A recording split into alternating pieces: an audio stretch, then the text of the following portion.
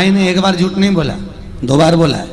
एक बार शिव जी के सामने, एक बार राम जी के सामने। गया नदी में राम जी महाराज से दशरथ जी ने पिंड मांगा और दशरथ जी पिंड मांग रहे हैं और राम जी कह रहे हैं पिताजी मैं आपके लिए पिंड लेने के लिए कल मैं अन्न लेकर आऊंगा। राम जी अन्न लेने गए, सीता जी लक्ष्मण जी स्नान करने के लिए गए और सीता जी और लक्ष्मण जी दोनों, आज सीता मैया जब स्नान करने गई, स्नान करते समय उसी समय दशरथ जी आ गए, जानकी मुझे पिंड दे दो। सीता जी ने वहीं पर खड़े हुए ब्राह्मण देवता से पूछा, ब्राह्मण देव मुझे अपने ससुर को पिंड देना है, क्या करूं? तब ब्राह्मण ने कहा एक काम करिए, आप बालू रेत का पिंड बना लो और दान दे दो। बालू रेत का पिंड बनाया, एक पिंड गया नदी को दिया, दूसरा पिंड ब्राह्मण को दिया, तीसरा पिंड गाय को दिया और चौथा पिंड दशरथ जी को दिया। दशरथ जी पिंड लेकर गए और दशरथ जी महाराज जब पिंड लेकर पहुंचे, थोड़ी देर बाद राम जी आ गए। राम जी ने आकर कहा लो ये पिंड लो, चावल लो, सीता जी पका लो। सीता जी कहती है मैंने पिंडदान कर दिया। पिंडदान कर दिया?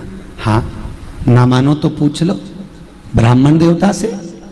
ब्राह्मण से पूछा क्यों ब्राह्मण देवता, क्या सीता जी ने पिंडदान करा? ब्राह्मण ने मन में सोचा बालू रेत का सीता जी ने पिंड दिया, क्या मेरे बच्चों का पेट भराएगा?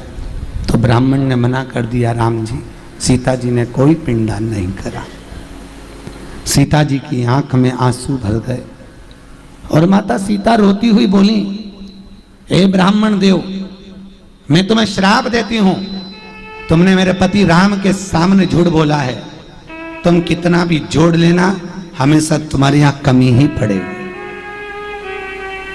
सीता जी ने फाल्गु नदी से कहा, गया नदी से कहा, फाल्गु तू बोल मैंने पिंडदान करा कि नहीं करा,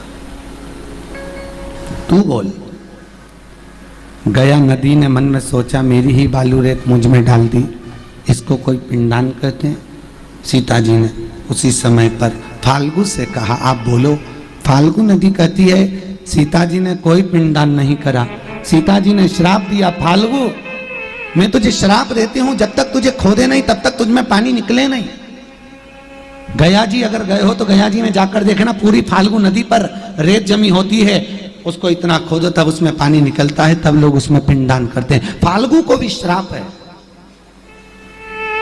सीता जी ने गौ माता से पूछवाया, गाय ने झूठ कह दिया, सीता जी ने कोई पिंडदान नहीं करा, तो गाय को श्राप दे दिया तेरा मुख अपवित्र होगा। तब दशरथ जी को बुलाया, दशरथ जी का हाथ फाल्गु नदी के बीच में आया। आज भी वो दशरथ जी का हाथ गया जी में है जिस पे लोग पिंडदान करते हैं, आज भी वो। गौ माता ने 2 बार झूठ बोला, एक शिव जी के सामने, एक राम जी के सामने। इसलिए हिंदू धर्म में सारे दान आगे से, वस्त्र दान, अन्न दान, कन्या दान, स्वर्ण दान, मुद्रा दान, सारे दान आगे से, पर एक दान हिंदू धर्म में गौदान पीछे से होता है, वो आगे से नहीं किया जाता। और हिंदू धर्म की रीति है, अग्नि पुराण में लिखा है गाय का दान जब दिया जाता है, गौदान करने वाला गाय की पूंछ पकड़कर दान करता है, तो गौदान करने के बाद जब गाय की परिक्रमा लगाई जाती है तो गाय की परिक्रमा पूरी नहीं की जाती, गाय की परिक्रमा पीछे से चालू कर कर गाय के पांव के नीचे से निकलकर पीछे आया जाता है। अगर गौदान करने वाला व्यक्ति गाय की पूरी परिक्रमा लगा लेता है तो गौदान का पूरा फल उसका समाप्त हो जाता है। इसलिए गाय की परिक्रमा आगे से नहीं लगती, गौदान करने वाली। वटकेश्वर महादेव, ये वही वटकेश्वर महादेव का प्रमाण वर्णित किया। कहते हैं अगर हमारी दुकान नहीं चलती है, धंधा पानी नहीं चलता, व्यापार नहीं चलता, तो उसके लिए वटकेश्वर महादेव का पूजन किया जाता है।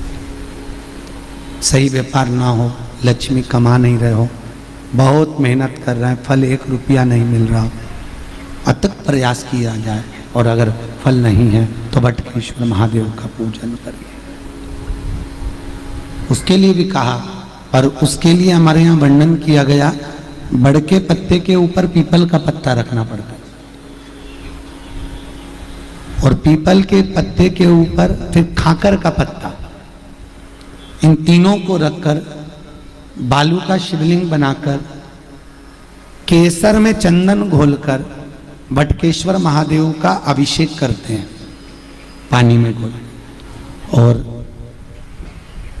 शिव को चढ़ाकर उसी केसर चंदन का जल और 5 पत्तों में 3 पत्ते जो अपन ने रखे उसमें से कोई भी एक पत्ता ले जाकर व्यापार वाले स्थान पर उसको रख दीजिए। उसी चंदन में, उसी केसर चंदन में मिला होगा वो पत्ता चिपका होगा।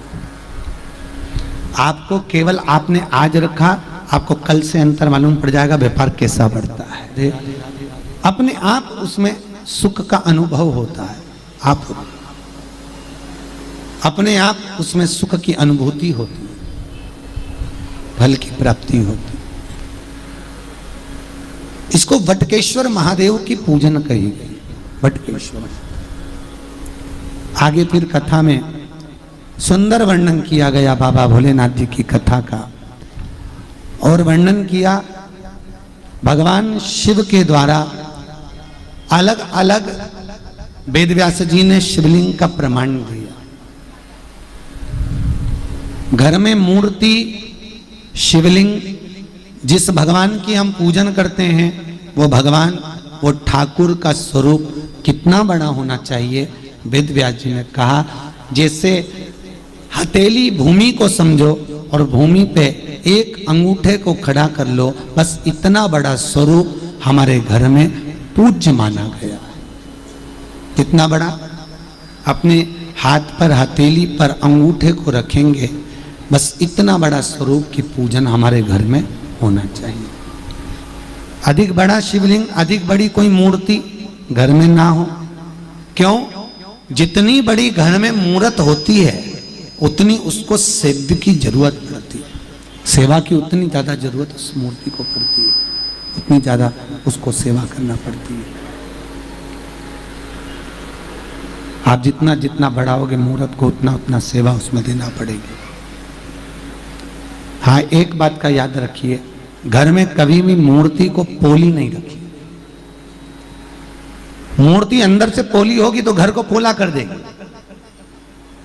चाहे वो ठाकुर जी की मूर्त हो, चाहे वो राम जी की मूर्त हो, चाहे वो कृष्ण की मूर्त हो, चाहे वो शिवलिंग हो, चाहे कुलदेवी की मूर्त हो, आदि आदि जितनी भी मूर्ति हम लोग बनाते हैं उस मूर्त को पोला ना रखा जाए।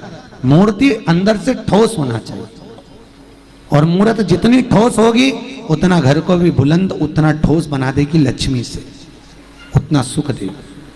और जिसके घर की मूर्ति पोली होती है उसके यहाँ लक्ष्मी टिकती कभी नहीं है, आएगी और जाएगी, लक्ष्मी कभी टिक नहीं सकती। कई लोग कहते हैं महाराज जी शिवलिंग क्या घर में रख सकते हैं? बिल्कुल रख सकते हैं। कहते हैं जितना घर में रोग बीमारी दुख तकलीफ जो आती है, सबसे पहले अगर वो प्रामाणिकता में प्रवेश करती है तो 2 जगह पर उस रोग बीमारी को झेला जाता है। एक घर के दरवाजे पर तुलसी के क्यारे पर, और दूसरा घर में जो शिवलिंग होता है उसके ऊपर। ये 2 जगह पर रोग बीमारी तकलीफ झेली जाती है, 2 जगह पर। इसकी आवाज बढ़ाइए, इसकी रोग बीमारी दुख दर्द इसको वहां झेला जाता है, सुख की अनुभूति हो।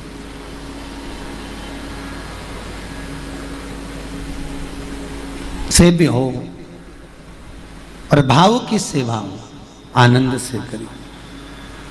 शिवलिंग कभी भी पोला ना रखिए। घर में अगर शंकर जी का शिवलिंग है तो नंदी रखना जरूरी नहीं है। शिवलिंग को कभी भी तुलसी के क्यारे में ना रखें, इसका ध्यान रखिए। अगर बेलपत्र हो तो शिव जी को चढ़ाए, नहीं हो तो आसपास बगीचे में जितनी भी पत्तियां पड़ी हों, पेड़ पौधे लगे हों, उनकी पत्तियां तोड़ तोड़ के भगवान को चढ़ा दे। उनकी पत्तियां शिव जी को चढ़ा दे, स्वीकार हो। भगवान शंकर पे चढ़ा हुआ जल, शिव जी को समर्पित जल कभी भी तुलसी के क्यारे में ना डालें, इससे काल सर्प दोष होता है। प्रयास करना सावन के महीने में एक दिन कावड़ लेकर जाना। कावड़ से मतलब ये नहीं है कि कंधे पर आप लकड़ी बांध कर ले जाएं। कावड़ का मतलब शिव महापुराण में कहा गया, दोनों हाथ में पानी भर लो, कलश रख लो और वो दोनों हाथ को भरकर भगवान शिव के मंदिर में ले जाकर दोनों जल को एक साथ चढ़ाइए। जब जल चढ़ाओ उस समय पर अपने मन में जो कामना हो वो शिव को समर्पित करिए। इसको कांवड़ की महत्वता कही। कांवड़ वो नहीं कि बहुत दूर से डंडे में बांध कर ला रहे हो और फिर बहुत पैदल चलकर शिव को चढ़ाने जा रहे हो। भगवान की कांवड़ की महत्वता का प्रमाण है अपन अपने घर से जल को लें, दो हाथ में भरें और ले जाकर समर्पित करें। वो मूलता है, उसकी प्रामाणिकता है। ये उसी तरह जैसे एक शुगर का मरीज, जिसको शुगर की बीमारी होती है, उसको कुछ नहीं करना चाहिए, दवाई गोली अपनी जगह पर है। सूरजने की जो फली होती है उसकी पत्तियां ले लीजिए और उसकी 31 झूमर भगवान शिव को समर्पित कर दो। शिवरात्रि के दिन 12 महीने शिवरात्रि आती है, कोई सी भी शिवरात्रि, रात को 12 बजे शंकर जी को समर्पित करिए। 31 झूमर उठा लीजिए, उसको आधा लीटर पानी में उकाल लीजिए, 250 ग्राम पानी हो जाए, फिर शंकर जी का उससे अभिषेक करिए। जहां से पानी बहकर आता है जलाधारी में, वहां पर एक पात्र लगा दो, उसमें उस पानी को झेल लीजिए। वो पानी अपने जिसको भी शुगर की बीमारी है उसको 3 दिन 5 दिन लगातार थोड़ा थोड़ा कर कर पिला दीजिए। जिंदगी में कभी शुगर ना ऊंची होगी ना नीची होगी, और खूब फिर मीठा खाओ, चाहे डॉक्टर को चेक कराओ, बराबर पर रहती, शुगर की बीमारी समाप्त हो गई। किसी भी शिवरात्रि को बस रात्रि के 12 बजे इसको करना है, और आप चढ़ाओगे भी 12 बजे, मतलब भले दूसरे दिन चढ़ाओ, पर चढ़ाना अगली शिवरात्रि को चढ़ाओ चाहे, पर चढ़ेगी वो 12 बजे। उसका नियम 12 बजे। भगवान शिव की ओघड़ता है, भगवान शिव का भाव, क्योंकि मृत्यु को जो जीतने वाला है वो मृत्युंजय महादेव है।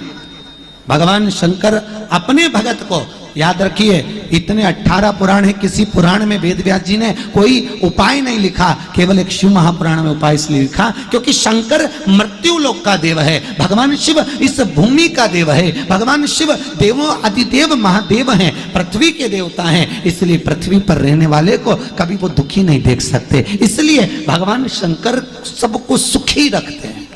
इसलिए ओम त्र्यंबकम यजामहे सुगंधिम पुष्टिवर्धनम